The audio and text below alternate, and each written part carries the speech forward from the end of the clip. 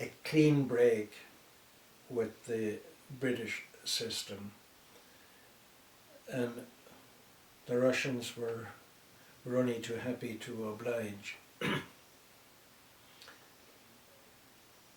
As an economic system, it didn't work.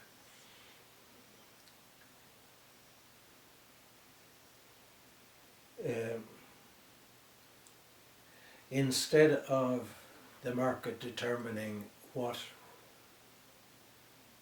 imports were, the state decided, and what the state brought in, the people in the street didn't necessarily want. But the borders were porous, so cocoa was the main export, and cocoa started going out over the border, getting foreign exchange, with which people were buying the things that they needed. So, you know, this the central system, it broke down. It broke down, and corruption started to rear its ugly head as well.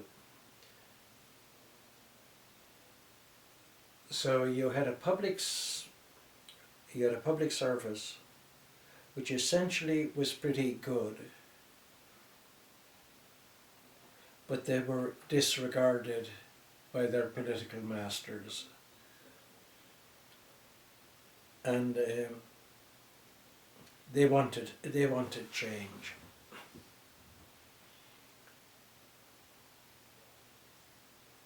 So Ghana was up and down and up and down, and while it in fact, to say it was up and down, it was sliding downhill.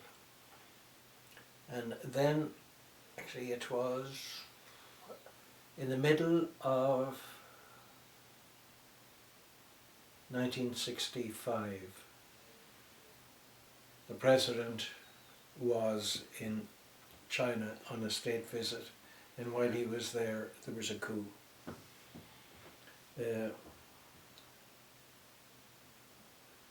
Okay, I was involved in, they came to the IMF for a program to get the economy in some kind of balance. So I was heavily involved in that, and I had been asked if I would be prepared to go to Liberia as the fund representative, and I had said yes. And then Ghana came in for the program, and there was a fund representative to go to Ghana. I could have turned down Liberia and gone to Ghana, which in a way would have been very attractive. I had lots of friends there. But I felt that it was Liberia had been told I was coming, and to pull the rug out would have been tantamount to an insult, and I said, no, let's. So we went to Liberia, and when I was asked, I was unsure whether Mom would like it or not. And there was a briefing book on Liberia, and it said that the rainfall was almost 200 inches a year. So I did a whiteout job. I said over 100, over 100 inches. It's okay. I don't know if I hadn't done it, whether Mom would have said yes or no. But anyhow, we went to Liberia, and yeah, Paul, your dad, and Finola were the children we had.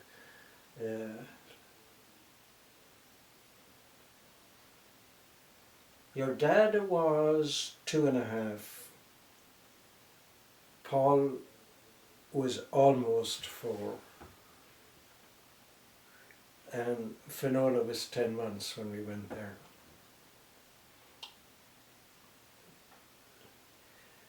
Settling in there wasn't easy. We were in a government house which was less than satisfactory.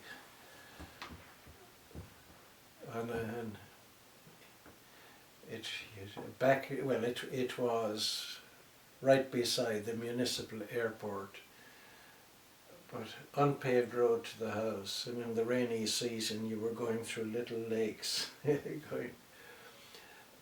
But we got there in June.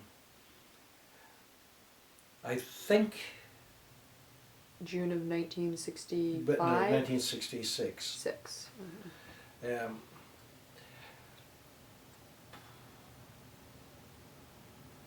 I think it was probably by October we had got the housing sorted out. It was a very, very suitable house, lovely house, with 4 balconies, and it was split level, but very nice, very nicely designed. And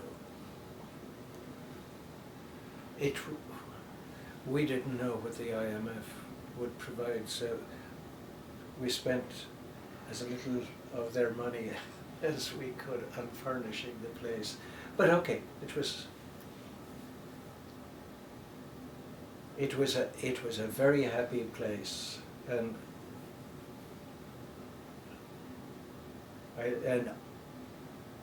Mom and myself look back on it as just about as good an assignment as we could have had.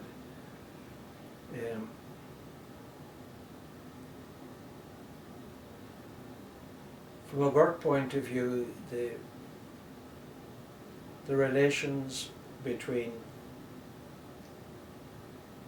Liberia and the IMF, it was very good.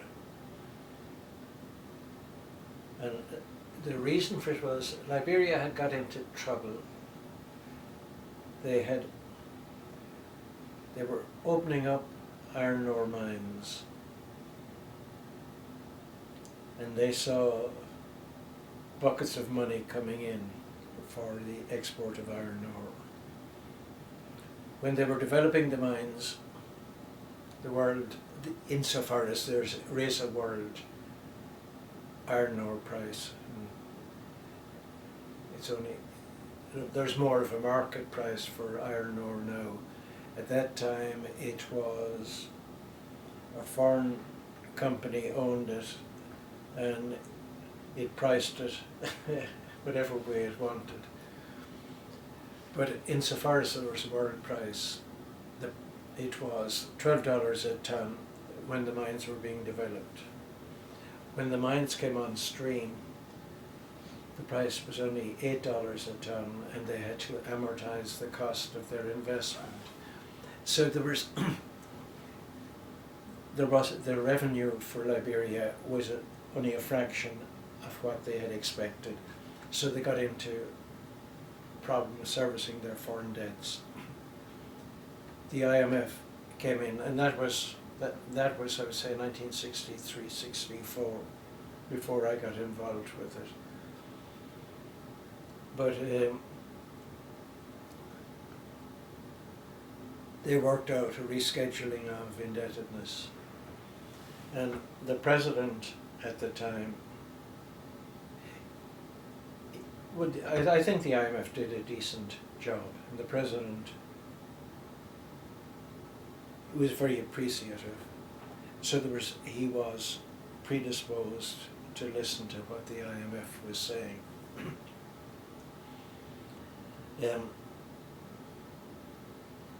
I was particularly fortunate. The president, he was a very wise man, but he had a great sense of humor, and we got on very well. And actually, first time I went back after being the IMF representatives, one of the cabinet said to me, "What are you going to do to make the president laugh?" I said, "I'd ask him to read our report." But when financial matters were being discussed, I would say I was probably in at about half of the cabinet meetings. And I'll give you an idea of what they were like. One day there was an item, and I didn't want to get involved in it. But it went on and on and on, and I felt that the president was waiting for me to intervene. So finally, after about an hour, I put my hand up and he said, "Mr. Keyes," he said, "I have been watching and I have been waiting, and you have been shuffling and scratching like a chicken with a flea in her ass at a cabinet meeting." But all the time, you could have. I remember I was in a one-on-one session with him, and there was a lady in charge of the approval of government expenditure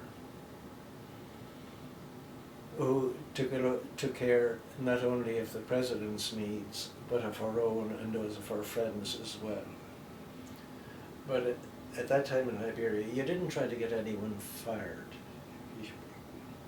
because there were all kinds of personal relations. But I wanted to get her moved from the pre-expenditure